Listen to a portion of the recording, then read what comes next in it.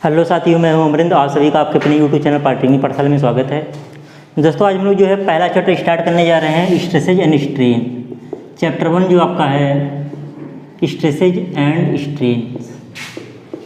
Stresses and strains ये जो civil और मैकेनिकल थर्ड सेमेस्टर के जो स्टूडेंट है दोनों के लिए आपका है स्ट्रेसेज एंड स्ट्रेन। हिंदी में हम लोग कहते हैं प्रतिबल तथा विकृति। हिंदी में क्या कहते हैं? प्रतिबल तथा विकृति। तो अगर आप थर्ड सेमेस्टर के स्टूडेंट हैं तो साथ साथ कॉपी और पेन लेकर के बैठिए। जैसे जैसे मैं लिखता चल रहा हूँ वैसे वैसे आप लिखते चलिए, धीरे धीरे लिखेंगे कि आप साथ साथ वीडियो देखते हुए लिख सकते हैं, कोई दिक्कत नहीं होगी आपको। तो कॉपी पेन लेकर के बैठिएगा, तभी पढ़ने में जो है मज़ा आएगा। तो यहाँ पे हमारा जो आज का पहला टॉपिक है वो टॉपिक का नाम है डिफॉर्मेशन लोड। टॉपिक का नाम है डिफॉर्मेशन लोड। हिंदी में हम लोग इसको कहते हैं विरूपक भार। हिंदी में हम लोग क्या कहते हैं? विरूपक भार के नाम से हम लोग इसे जानते हैं। अब विरूपक भार की परिभाषा क्या होती है? परिभाषा क्या होती है? हम लोग परिभाषा पहले लिखते हैं हिंदी और अंग्रेजी में, फिर इसको समझते हैं। That load which is responsible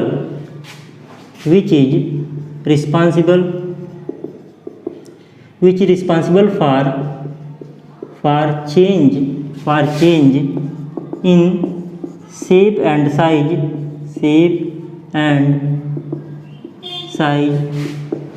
of a body is called as deformation load। हम लोग समझते हैं इसको क्या होता है। दैट लोड यानी कि वह भार विच इज रिस्पॉन्सिबल जो कि जिम्मेदार होता है फॉर चेंज यानी कि परिवर्तन के लिए in shape and size of a body, यानी कि वह लोड जो किसी बॉडी के शेप और साइज में परिवर्तन के लिए जिम्मेदार होता है is called as deformation load. उसे ही हम लोग क्या कहते हैं? डिफॉर्मेशन लोड या विरूपक भार कहते हैं। तो हिंदी में परिभाषा क्या हो जाएगी कि ऐसा भार जो किसी पिंड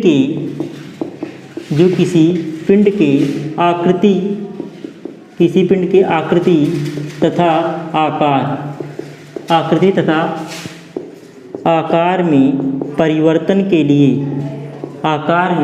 परिवर्तन के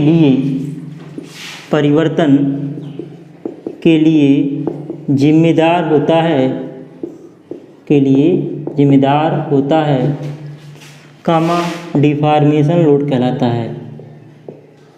डिफॉर्मेशन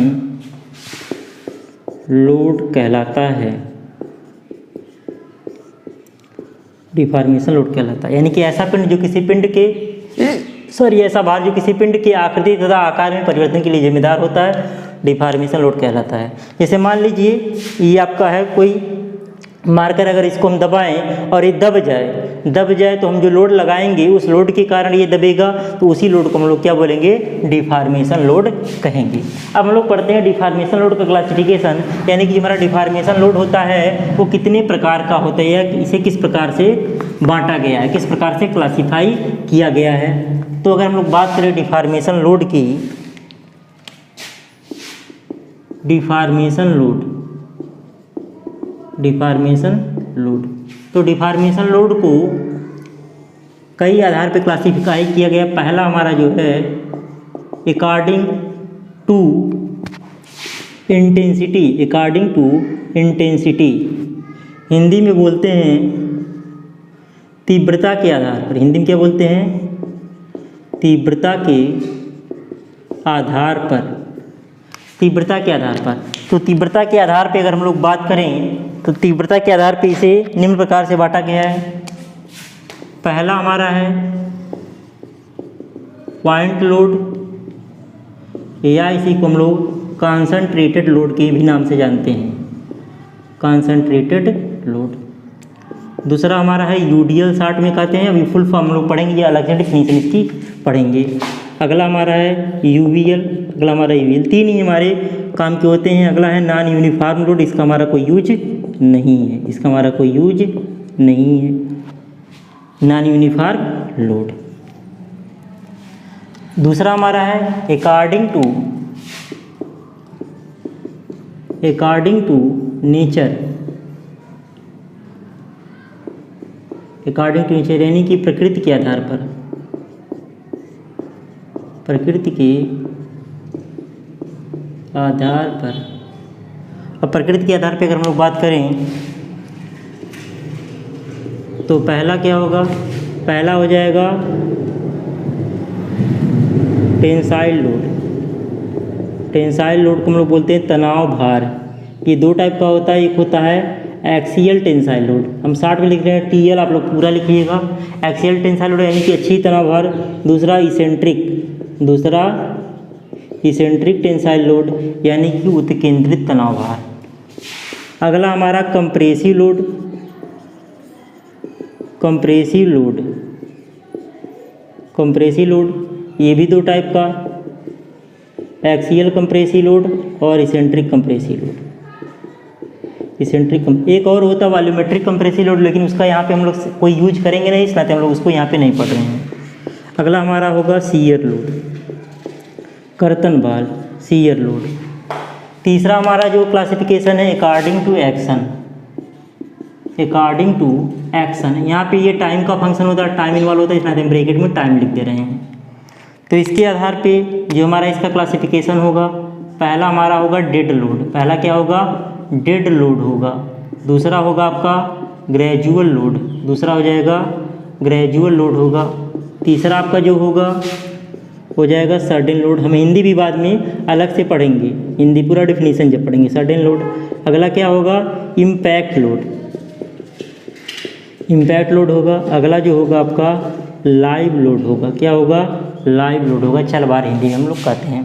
तो ये हमारा हो गया classification according to intensity. 3 type का पॉइंट लोड या कंसंट्रेटेड लोड, यूडीएल, यूवीएल और नॉन यूनिफॉर्म लोड ये है। इसको हमारा यहाँ पे कोई यूज नहीं है, तो हम लोग परिभाषा पढ़ लेंगे, लेकिन हमारा यहाँ पे इसका कोई यूज नहीं होगा इसका। अगला हमारा अकॉर्डिंग टू नेचर, तो टेंसाइल लोड 2 टाइप का, axial tensile load, eccentric tensile load.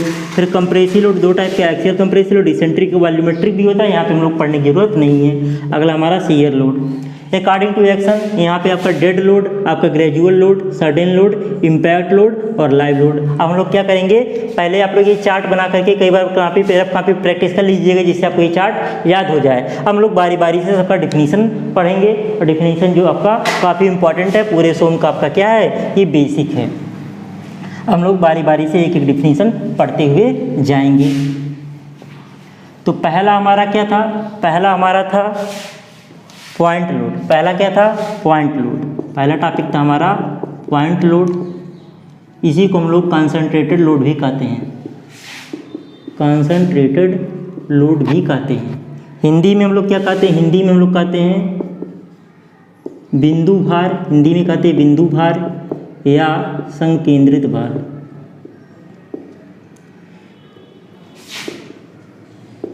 या संकेंद्रित भार, बिंदु भार या संकेंद्रित भार।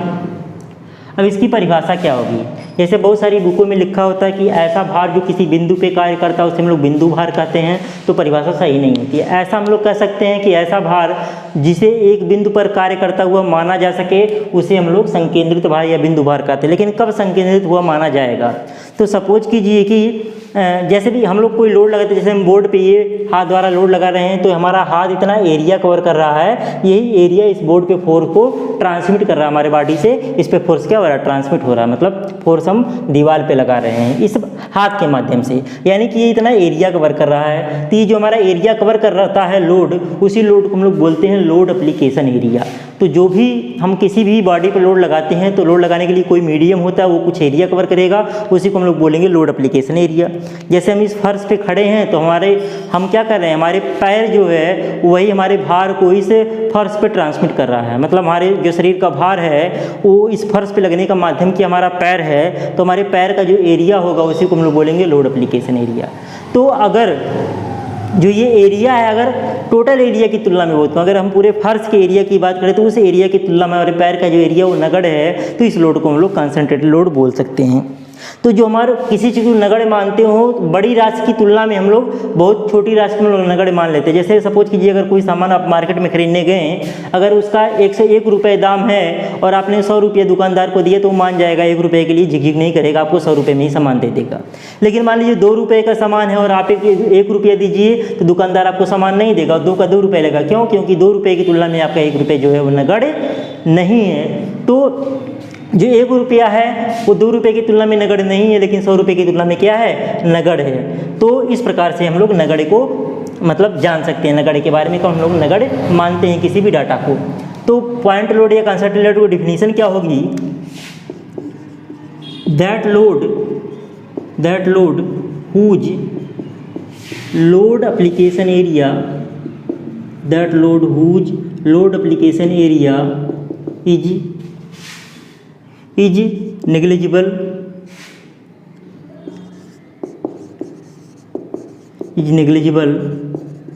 than total area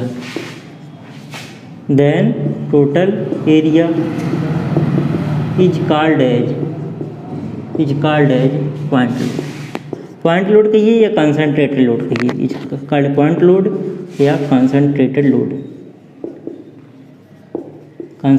load. Hindi में क्या कह सकते हैं कि ऐसा भार जिसका लोड एप्लीकेशन एरिया, हिंदी में क्या कह सकते हैं? ऐसा भार जिसका load application area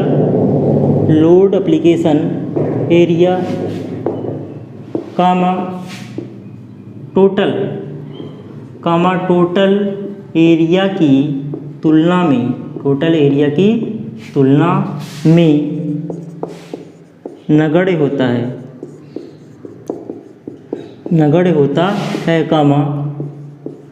point load कहलाता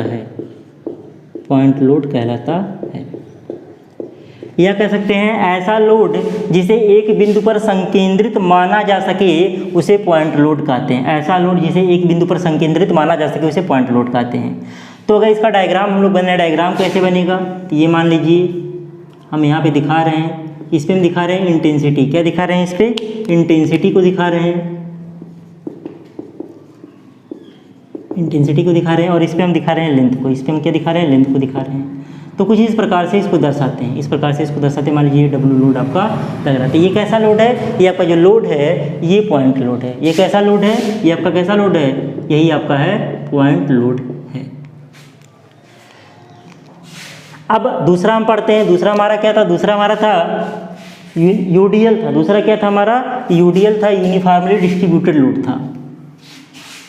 तो एग्जाम में भी आप यूडीएल का यूज कर सकते हैं क्योंकि ये फेमस वर्ड है। अगला आपका है यूनिफॉर्मली डिस्ट्रीब्यूटेड लोड। शॉर्ट में क्या कहते हैं? यूडीएल। हिंदी क्या होगी? एक समान वितरित भार। हिंदी क्या होता है? एक समान वितरित भार। अब इसकी डिफिनीशन क्या होगी? अब ये जो यूडीएल होता है ये टोटल एरिया की तुलना में नगण्य नहीं होता। तो that load whose load application area is considerable कर सकते हैं। नेग्लिजिबल की जगह क्या लिख सकते हैं? Considerable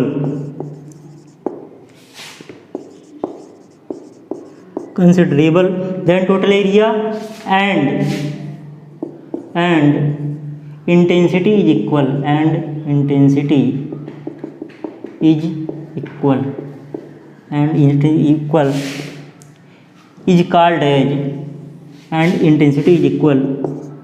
is called as UDL.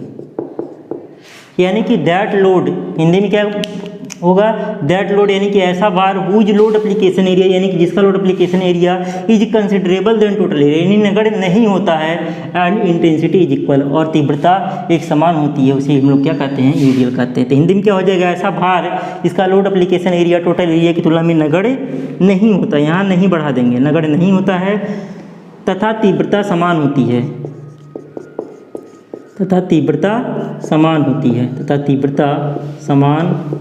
है, यूडीएल कहलाता है। क्या कहलाता है? यूडीएल कहलाता है। इस लोड को हम लोग क्या बोलेंगे? यूडीएल बोलेंगे। अब हम लोग इसका डायग्राम पर बना लेते हैं। इसका डायग्राम किस प्रकार से होगा। डायग्राम की अगर हम लोग बात करें तो ये हमारा था पॉइंट लोड का था।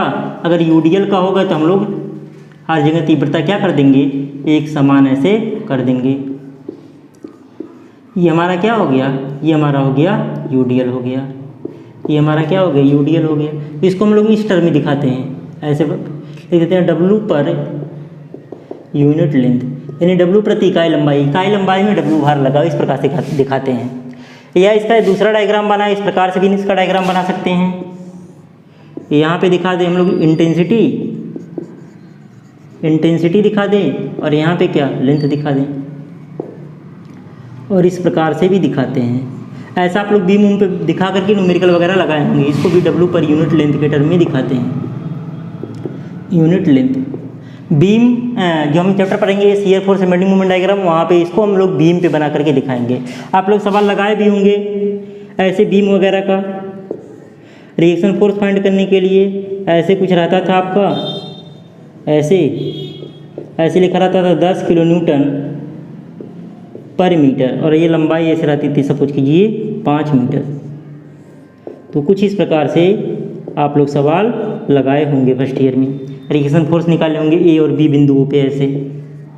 तो ये हमारा क्या है, यही हमारा क्या है, यूडीएल है। यही हमारा क्या है, यूडीएल है। अगला हमारा जो है यूनिफॉर्मली वेरिंग लोड है। हम यहीं पे केवल चेंज कर दे रहे हैं, यूनिफॉर्मली वेरिंग लोड, एक समान बदलता हुआ भार, एक समान बदलता हुआ भार। तो यहाँ परिभाषा क्या हो जाएगी, दैट लोड, ये मिटा देंगे। अब इस प्रकार से नहीं डायग्राम रहेगा, कुछ दूसरे तरीके से अब डायग्राम रहेगा। क्या हो जाएगा, that load whose load application area is considerable then total area, इतना कॉमन रहेगा। And intensity is uniformly variable, and intensity is uniformly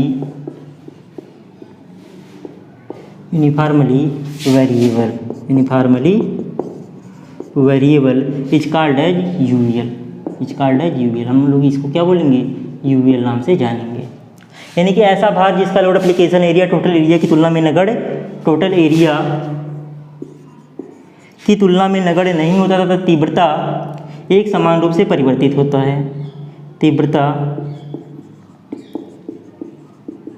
एक समान रूप से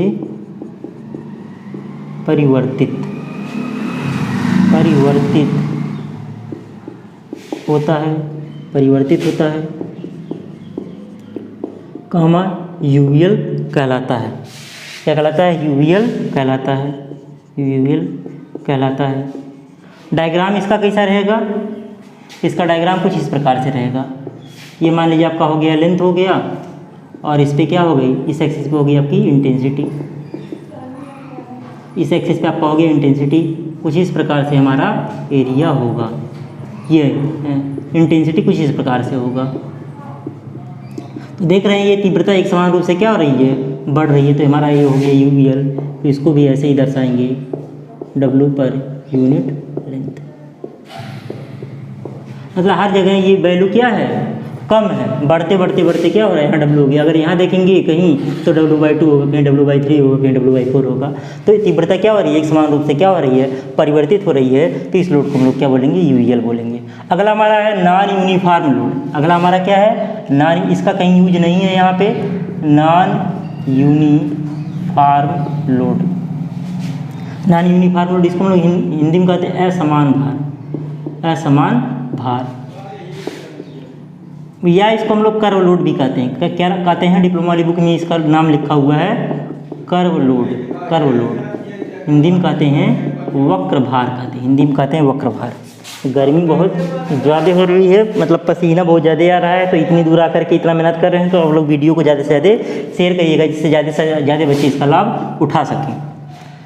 तो आपका डेफिनेशन क्या हो जाएगा, that load whose load application area is considerable then total area and intensity is not equal. And intensity is क्या हो जाएगा, नॉट इक्वल, मतलब इंटेंसिटी एक समान नहीं होता है। Is called as non